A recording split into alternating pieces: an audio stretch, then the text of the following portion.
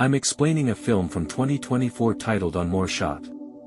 Spoilers ahead. Enjoy the content. A tense gunfight between the CIA and a terrorist group breaks out at the pier at the start of the movie. Bombs and illegal weapons are being transported by a terrorist group with the intention of detonating them in Washington, D.C. CIA agent Jenny is in charge of the operation. They beat the terrorist group after a fierce struggle. When they open the container, though, they discover it is empty. Confused, Jenny questions a possible terrorist, but he insists he has no knowledge of the smuggling plan she described. In the meantime, a convoy of automobiles is making its way to the airport. CIA Chief Mike is in one car talking with Nissa, the wife of British citizen and Arab-American suspect Amine Mansour. Mike asks Nissa to get her spouse to reveal real details regarding the suspected bomb. However, after being apart from her husband for several months, Nissa finds it difficult to express her views. Meanwhile, Amine has already been arrested and will be picked up at the airport. They wait for Amine Mansour to arrive at the airport. Mike is greeted by Jenny, who has been in charge of the airport security. Jenny offers to assist with other tasks, but Mike gives her the task of going with Nissa. Jenny is confused because she usually is given more challenging assignments. Amine is escorted by Jake, an American Special Forces soldier known for his extraordinary abilities, as soon as he arrives. Jake also discloses that they were ambushed while accompanying Amine. Amine walks up to his wife Nissa and apologizes, feeling guilty. But Nissa declares their family is wrecked, furious and let down by Amine's actions. She admits that she is 4 months pregnant with Amine's kid and demands to know where the bomb is kept. Despite Nissa's pleas, Amine remains silent, driven by a desire for vengeance over the murder of his eldest son during his brother's wedding in Washington, D.C. Amine is a kind man from Iraq who lives in England. American soldiers attacked his family and killed their child after falsely accusing him of being a terrorist. He went on to vow to destroy Washington, D.C., and wreak revenge. Lieutenant Jake, in the meantime, uses a video connection to convince his wife that he is safe. But he looks at the enigmatic people downstairs. After hanging up, he follows them and discovers they are mercenaries trying to kidnap Amine. Jake attacks them rapidly, but he and Nissa take off when he sees their might in numbers. Jake rescues Amine and his wife by putting them into a car during the chaos that claims the lives of several CIA agents. Jake cannot contact anyone because the mercenaries have commandeered all communication networks. He is unaware of who is sponsoring the mercenaries, but he recognizes their high level of training. Furthermore, the mercenaries continue to chase Jake's car, eventually blocking the route. To protect Amine and Nissa, Jake has no choice but to go back to the airport. Amine asks Jake in the inside if it's he or them that they are pursuing. But they're after Amine, not him, Jake tells him. As they part ways, Amine will be watching over Nissa while Jake will be scheming to take out the mercenaries. The mercenaries find Amine and Nissa shortly after that. As the mercenary prepares to abduct Amine, Jake shows up and ends his life. It dawns on Jake that Amine's explosives is probably the reason the mercenaries want him alive. Though he thinks Jake wouldn't defend him if he did, Amine refuses to comply with his demands to locate the device. Amine pledges to reveal the bomb's location provided Jake facilitates their safe escape. Jake agrees and promptly places protective vests on Amine and Nissa. Following that, they flee to the upper floors. Dunbar and Ward, Jackson's two best warriors, are coordinating with him in a separate room. Before midnight, Jackson gives them the order to capture Amine Mansour. Amine's participation is required to find the explosives and make a video statement.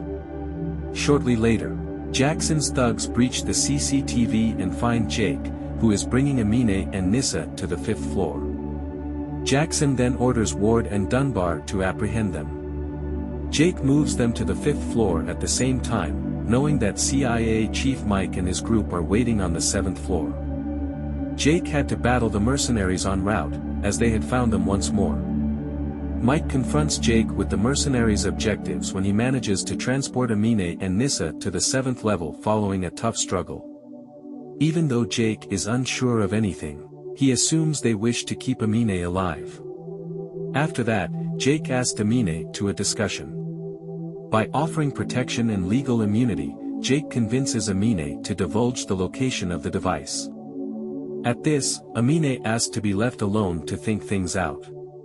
Conversely, Nissa tends to Jenny's wounds, revealing her medical training. She then approaches Amine and urges him to reveal the location of the device before the mercenaries uncover it. Meanwhile, Jenny asks Jake if Amine has given the location of the device. Jake then outlines their arrangement, stating that Amine would reveal the spot once they are secure. Jake displays a phone he took from the mercenaries, identifying them as Team Femme from Virginia, who are trying to take Amine alive. Their commander is uncertain, though. Mike contacted Amine at the same moment, asking her to listen to a voice recording of a woman that was on his laptop.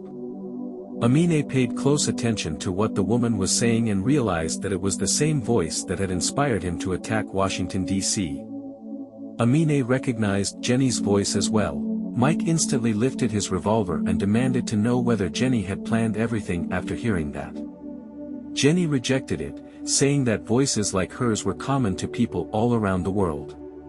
Suddenly, they were attacked again by Jackson's thugs, resulting in a gunfight. Amine attempted to flee with his wife, but Jackson's henchmen apprehended him, while Nissa managed to flee downstairs. Jake hurried to save Amine, battling Dunbar after witnessing his abduction. Unfortunately, Dunbar beat Jake, who was already fatigued. At the same time, Ward was captured. Jenny carried out his execution. Mike's earlier assertion that Jenny was the attack's mastermind was validated. In addition, Jenny recruited Jackson's team to capture Amine so she could get the explosives for herself. Jenny had to apprehend Amine alive because she had no idea where he was hiding the bombs. To find the whereabouts of the gadget, they tortured and questioned Amine. Jenny ordered her goons to capture Nissa because Amine would not divulge despite the assault, figuring that tormenting her would make her say something. Jenny's goons ran downstairs in search of Nissa. Meanwhile, Jake was back on his feet, quickly dispatching one of Jenny's goons looking for Nissa. Then he encountered another henchman who had kidnapped Nissa, resulting in another confrontation. Jake eventually overpowered him and dressed himself in a mercenary uniform to blend in. Jake was allowed to move about freely while he purportedly had Nissa in his possession. As soon as Jenny realized, she scared Amine into telling her where the bombs were. Container 90 was where it was, Amine admitted.